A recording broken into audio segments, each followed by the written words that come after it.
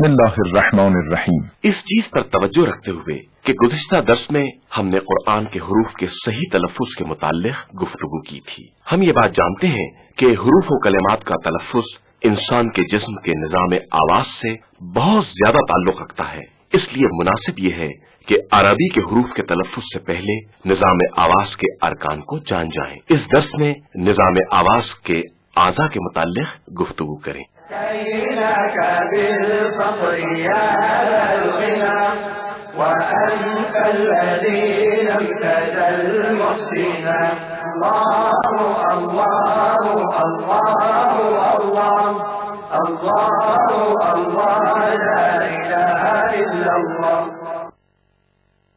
फेफड़े, लंग्स, ये दरअसल दो हिस्सों पर मुश्तमिल होता है और इसकी बनावट स्पंज की तरह होती है और ये सीने के अंदर होते हैं। ये दर हकीकत तनफ्फुस या सांस लेने का काम अंजाम देता है, लेकिन ये हवा का एक जखीरा है, वही हवा जो आवाज के लिए असली तरीन जरूरत है। सांस लेने के अमल के दौरान हवा फेफड़ों के अंदर जाती है और सांस खारिज करते वक्त हवा खारिज होती है। इस पूरे अमल को तनफ्फुस कहा जाता है। हवा के खारिज होते वक्त हुरूफ की अदायगी अमल में आती है। लिहाजा ये बात कहना दुरुस्त होगा कि आवाज का असली तरीन अंसर हवा है, जो निजाम आवाज से गुजरते वक्त या नरखरे से गुजरते वक्त आवाज की लहरों को ईजाद करती है, जो आवाज के पैदा करने का बायस बनती है। हल्कूम या नरखरा, आवाज के पैदा करने में पेचीदा तरीन उज़ू नरखरा है। नरखरे के अंदर आवाज के तार मौजूद हैं। आवाज की लहरों के जरिए नरखरे में आवाज को पैदा करना। आवाज के तार दर हकीकत दो उजलाती पर्दे हैं। ये बहुत नाजुक और बारीक हैं, मगर कुशादा और उफकी सूरत में नरखरे के अंदर मौजूद हैं। इस तस्वीर में नरखरे और इसमें मौजूद आवाज के तारों का अच्छी तरह मुशाहिदा करें। आवाज के तार का काम यह है कि बहुत से अल्फाज के तलफ़्फ़ुज़ के वक्त मुस्तकिल खुलते और बंद होते रहते हैं, या दूसरी सूरत में जब हवा फेफड़ों से खारिज होती है तो हंजरे से गुजरते वक्त आवाज के तारों को हालत इर्ताश में लाती है, जिसकी वजह से आवाज पैदा होती है। हलक, ये वो खाली फजा है जिसका निचला हिस्सा नरखरे से शुरू होता है और ऊपर का हिस्सा हलक के कब्जे तक चला जाता है। हलक बहुत से हुरूफ के तलफ़्फ़ुज़ का सबब है। ज़बान, ये गोश्त का एक नर्म उज़ू है जिसमें इनअताफ और हरकत की बहुत ज्यादा सलाहियत होती है।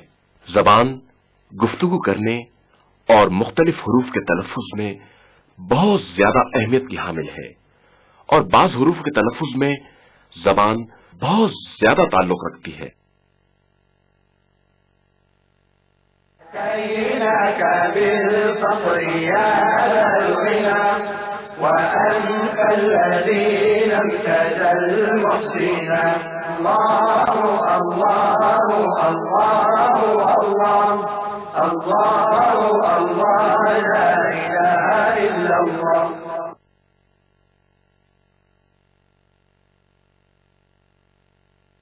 तस्वीर जो ज़बान और इसके मुख्तलिफ हिस्सों के मुताल्लिक मौजूद है, इस पर तवज्जो करें। ज़बान का कोना, जिसे अरबी में तरफुल लिसान कहते हैं, ज़बान का यह हिस्सा मुख्तलिफ किस्म की हरकतों के जरिए बाज़ हुरूफ के तलफ़्फ़ुज़ का बायस होता है। ज़बान का दरमियानी हिस्सा या वसतुल लिसान زبان کا آخری حصہ اقصی اللسان کہا جاتا ہے۔ زبان کے دو طرف ہوتے ہیں، ایک دائیں طرف سیدھی طرف اور دوسری بائیں طرف الٹی طرف۔ لب یعنی ہونٹ، ہونٹ حروف کے تلفظ میں بہت اہم کردار ادا کرتے ہیں۔ ہونٹوں کی مختلف حرکات کے ذریعے بعض الفاظ ادا ہوتے ہیں اور اس کے علاوہ آواز کو منظم اور تبدیل کرنے میں بھی ہونٹوں کا بڑا کردار ہے۔ خیشوم، ناک کے اوپر بانس کی نالی کو خیشوم کہتے ہیں۔ خیشوم کا ایک حصہ ناک کے سوراخ سے شروع ہوتا ہے اور اس کا دوسرا حصہ حلق سے ملتا ہے۔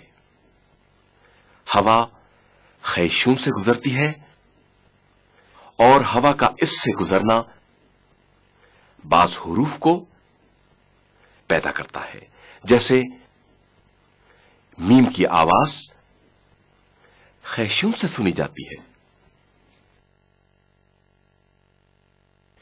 دانت، بعض حروف کا تلفظ دانتوں سے وابستہ ہے، لہذا مناسب ہے کہ ان دانتوں کے نام اور ان کی جگہوں کے متعلق کچھ گفتگو کر لیں۔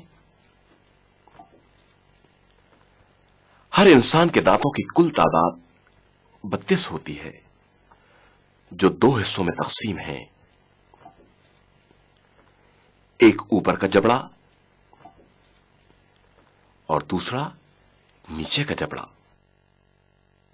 ہر حصے میں 16 دانت ہوتے ہیں۔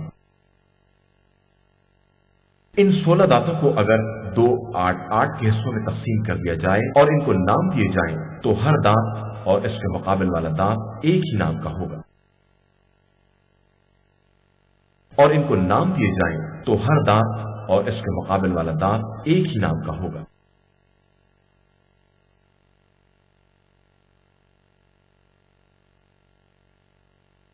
سامنے کے دانت جنہیں ثنایا کہتے ہیں۔ دہن کے سامنے کے حصے میں اور ناک کے بالکل نیچے ہر جبڑے میں 2 دانت ہیں، ان کے نام ثنایا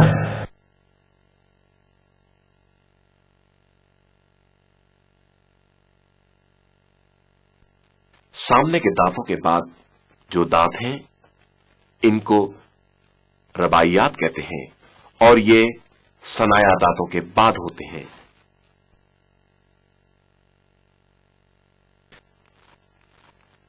رباعیات دانتوں کے بعد انیاب دانت ہیں۔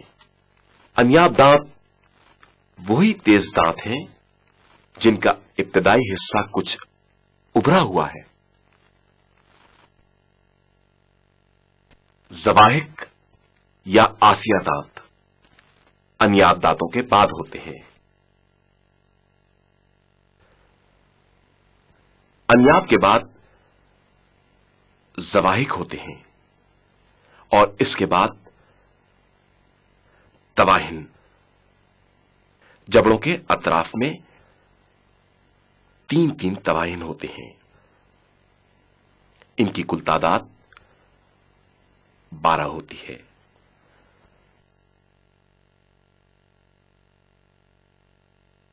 آخری دانت جس کو عقل دان یا نواجس کہتے ہیں، جو تمام دانتوں سے دیر میں نکلتا ہے۔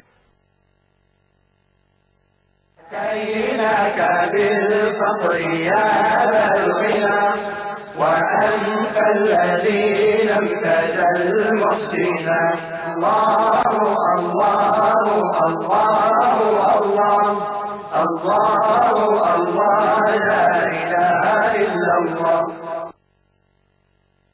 قال رسول الله صلى الله عليه وآله وسلم: خيركم من تعلم القرآن وعلمه. تم میں سے بہترین شخص وہ ہے جو خود قرآن سیکھے اور دوسروں کو سکھائے۔ كيناك بالفقر يا ذا الغنى وأنت الذي لم تزل محسنا الله الله الله الله الله الله لا إله إلا الله